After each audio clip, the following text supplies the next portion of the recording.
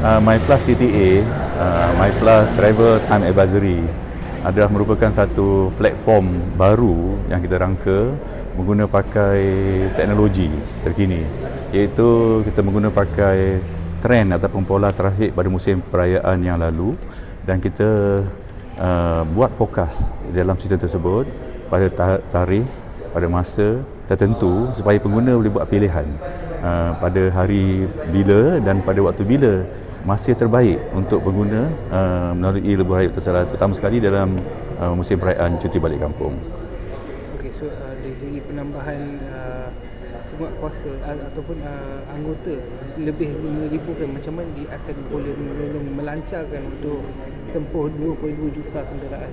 Okey, untuk tujuan operasi ya, di Plaza Tol kita, semua lorong akan dibuka, dan plaza-plaza tertentu yang kita mungkin hadapi kekurangan lorong seperti di Slim River, sebab setengah pengguna akan keluar di Slim River dan sebagainya, kita akan sediakan laluan manual ya, dengan menggunakan alat handheld, PDN dan juga OBR.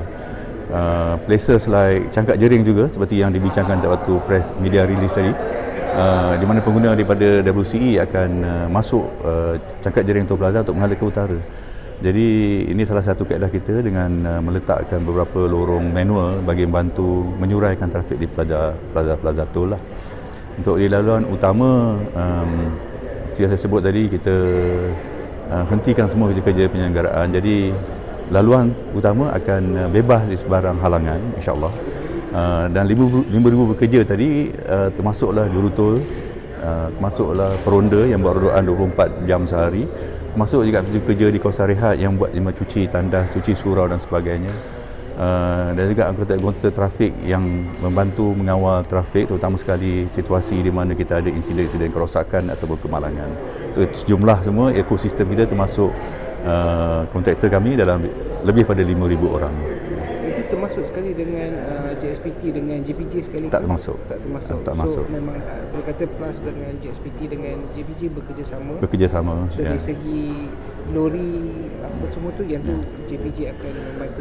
Polis dengan JPJ bersama dengan kita dan ditempatkan di tempat-tempat tertentu di lokasi strategik. Itu yang kita panggil ERT, Emergency Rescue Team, yang merangkumi anggota Plus, anggota polis, anggota JPJ, JPA 3 dan juga St. John Ambulance yang diletakkan di tempat strategik. Contohnya di Tapah, kawasan Tapah, jabat ofis kita di Tapah.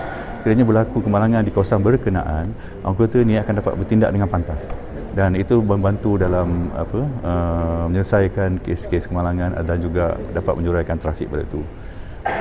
Last question pasal MyPlus TTA ni. Kalau ada apa-apa emergency, adakah akan bagi notification ataupun pengguna sendiri boleh immediately contact for Untuk tujuan emergency dan sebagainya, bila mana kita masuk Plus app, dia ada butang SOS kat situ ya.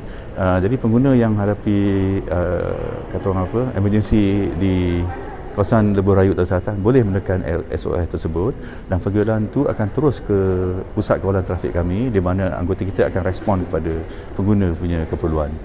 Dalam Plus app also ada features yang menunjukkan